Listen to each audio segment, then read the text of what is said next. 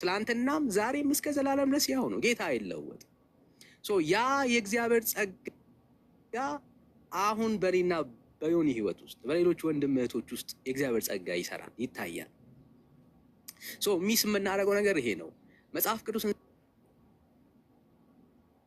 ስናነብ በዛን ዘመን ላይ የቀረ እግዚአብሔር ነው ብዙዎቻችን አንደርስታንድ የምናደርገው። በጭራሽ የእግዚአብሔር ጸጋ ያኔ የቀረ አይደለም።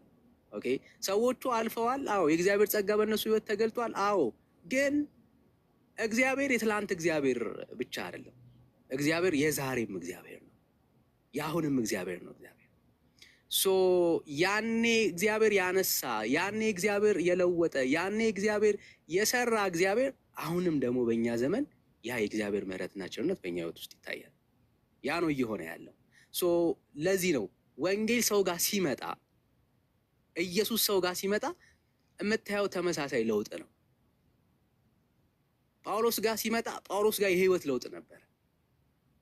ኢየሱስ ቤቱ ገብቶ የማይለወጥ ሰው የለም። ባይዘው የማይቀየር ሰው የለም። ፈልገው ለመለወጥ ለማስመሰል ፈልገህ አይደለም። ለሚመጣው መንፈስ ማንም ሰው ከታዘዘ ስራው የእግዚአብሔር ነው። ልለወጥ ቆይ አክት ላድርግ ምናምን ብለህ አይደለም። እግዚአብሔር በራሱ ስለሚሰራ ስለሚያደርግ ማለት ነው። እና ትልቁ ነገር ምንድን ነው? ዛሬም እግዚአብሔር ይሰራል።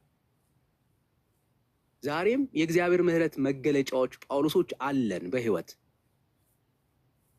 በቃ የእግዚአብሔር ክብር መገለጫዎች፣ የእግዚአብሔር ህልውናውን፣ የእግዚአብሔር ምሕረቱን ማሳያዎች ዛሬም አለን በህይወት አለን። እና እግዚአብሔር አሁንም ይሰራል። እግዚአብሔር አሁንም የምህረት አምላክ ነው። ይህንን ስል እንደው ከአንድ የመጽሐፍ ቅዱስ ሀሳብ ብጀምር ደስ ይለኛል። ምክንያቱም ወንጌል ዛሬም የሚለውጥ ዛሬም የሚሰራ ስለሆነ ማለት ነው። እና ይህንን ሀሳብ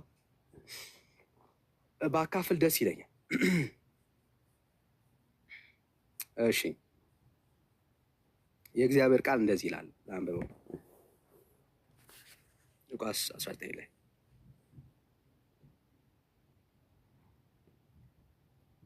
እንደዚህ ይላል። ወደ ኢያሪኮም ገብቶ ያልፍ ነበረ። እነሆም ዘኬዎስ የሚባል ሰው ነበር። እርሱም የቀራጮች አለቃ ነበረ፣ ባለጠጋም ነበረ።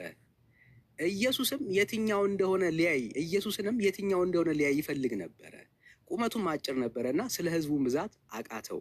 እና በዚያችም መንገድ ያልፍ ዘንድ አለውና ያየው ዘንድ ወደፊት ሮጦ በአንድ ሾላ ላይ ወጣ። ኢየሱስ